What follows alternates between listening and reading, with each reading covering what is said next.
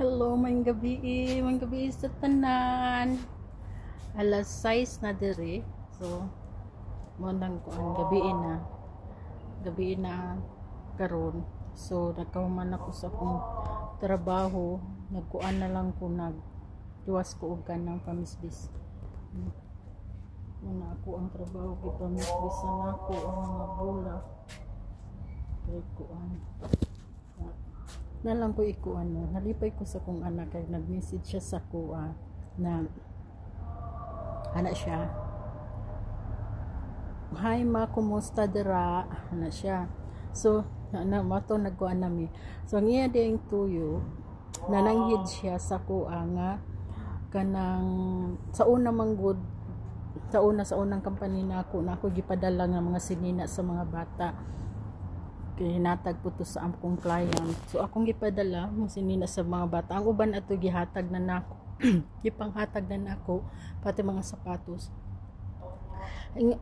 Naapa may nabilin ana siya nga naapa may nabilin mananghid unta ko nimo nga ako ang ihatag kana aday bata nga 2 years old. Iya nga hatagan. Nana po ko sige.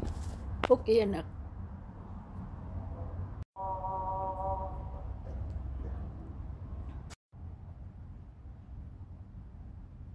Nga na ko nga okay na yatag nya lang message ko sa iya nga nahatag na ba nimo nak ang katoy mong pangayo sa kuha.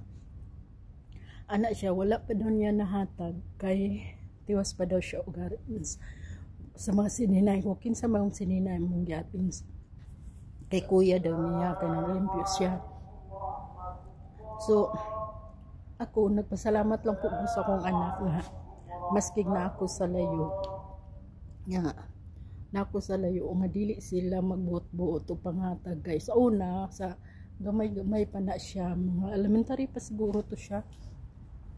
Una ko ipadala o mga sinina niya na dili na niya iyang butag hatag niya ako lagi kay syempre naman po ko mga pag-umangkon gusto na ko dito ihatag. So kay gihatag naman niya sa lain ang ako alang ba nga dili walay problema nga manghatag. Ang ako alang isip inihan nga mo respeto unta. So karon nagwalipay ko sa iya kay ko naman nagi siya high school na 3rd year high school na siya.